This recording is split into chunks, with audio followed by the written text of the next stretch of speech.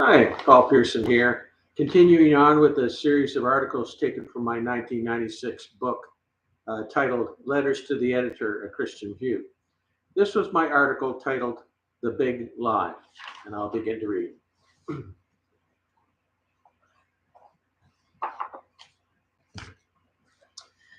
The big lie is people of influence like politicians and other officials, locally, provincially, and federally, should not express in effectual ways a concern for the moral character of our nation. But does this sound reasonable, and should we not all consider it a responsibility to lead by example in this fight for the right? Should we not, even with our final breath, speak out, opposing those who challenge our sensibilities on moral issues? Ethical guidelines are underscored throughout the Bible to protect and provide for our welfare. But it seems now, in this day and age, everything is permissible, and the other side is claiming victory, a sort of freedom of choice to sink to whatever level of shame imaginable. They protest the morality message by saying no one has the right to show concern over what's happening in the homes and bedrooms of our nation.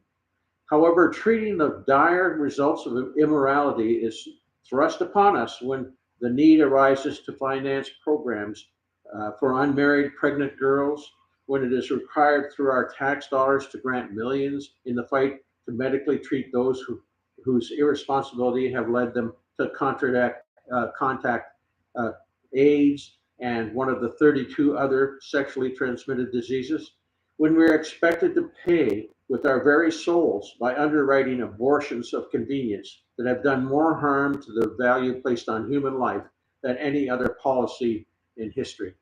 And when we are asked to support many of the second and third generation welfare recipients who demand, feed me, but do not expect me to work for it. What kind of people can stand idly by and blatantly ignore the plagues that are overrunning our nation? Is there no soul in Canada today? Now, just in time, at this pivotal moment in history, some have awoken as from a deep sleep. They're becoming involved in the political and social process and are saying enough is enough. We cannot, in good conscience, gloss over these sins of the nation one more day. It won't be an easy task to bring a more responsible character back into this nation. We have gone so far from the principles that made this nation so great. Some fool declared God is dead, and those who were immature grabbed hold of this lie, clinging to it like a shipwrecked sailors, not willing to come into the safety of the lifeboat of faith, which God provides by holding tenaciously to hollow promises found in the floating debris of secular humanist thought. However, our real hope is found in the stability of God's provision and His law. And through this, we must step by step take the nation back for God and for ourselves. Number one, we have got to give people hope by putting our country back to work and putting in place fair taxation and incentives to encourage one of the married partners to stay home and nurture young children. Number two, we have to set limits and deadlines to light a fire under those who are abusing the system and fleecing millions from the taxpayers by refusing to work.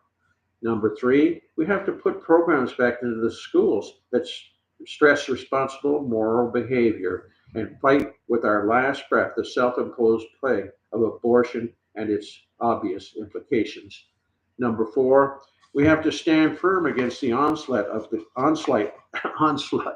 of the gay agenda, which so aggressively seeks special rights for behavior that is shameful, demeaning, and has no creative purpose. Their need is not for special rights, but a special rescue from up out of this darkness and oppression. Number five, finally, democracy is lost when people realize they can induce government to legislate money for themselves out of nothing. And one day our nation will pay in spades for this irresponsibility.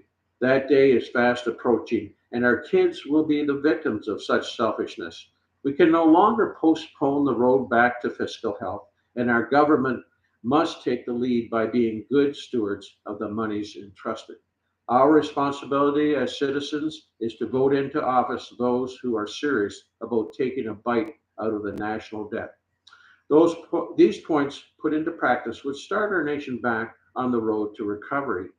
It's not the whole answer. The whole answer involves each one of us developing a backbone to do our part. And we do this by being faithful in our work, faithful in our families, faithful in our conscience, and above all, faithful to the God who's made us. Our way back to sanity in this nation will not be an easy discipline. Initially, it will be a burden and a sacrifice. But once started, a program of responsibility and personal restraint will bring incredible dividends.